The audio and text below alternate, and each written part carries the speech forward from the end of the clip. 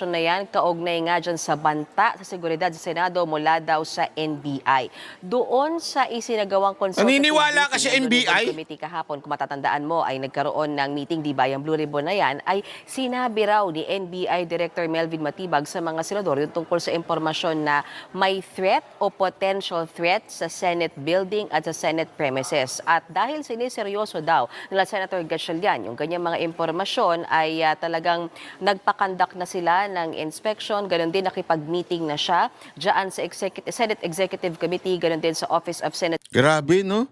Sino kayang naniniwala dito? Yung mga media naman, salsal ng balita na to. Oh, yung mga media na yung salsal ng salsal, sila ngayon ang weapon eh.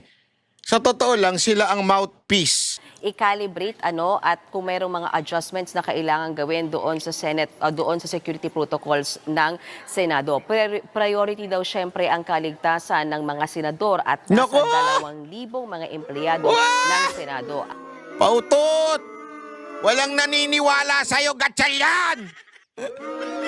At nakikipag-ugnayan din ngayon sila Senator Gatchalian sa mga intel offices para tuloy-tuloy nga yung information gathering. Kaugnay niyan. Alam mo, ganito na lang, kung ilalockdown mo, isara mo na lang yung Senado. Wala naman kayo silbing BBM senators eh. Dahil patuloy daw nilang minomonitor ang sitwasyon. At dahil dyan, Jiggy, heightened alert na ngayon ang Senado. Nagpadagdag daw sila ng forces, mas mahigpit ang security protocol at simula nga bukas, Wednesday hanggang Thursday, June 9 hanggang 10, ay nagpalabas na ng memo sa Senator Gatchalian at pinapatupad na muna ang work from home arrangement para nga sa Senate Secretariat at sa mga Senate employees, at ang tanging papasukin ay yung Office of Senate Sergeant at Arms. Maging kaming mga miyembro ng media, hindi na muna pwede pumasok ng Senado simula bukas hanggang... Grabe, no? Talagang, ito ang literal na undeclared martial law. Undeclared martial law talaga to.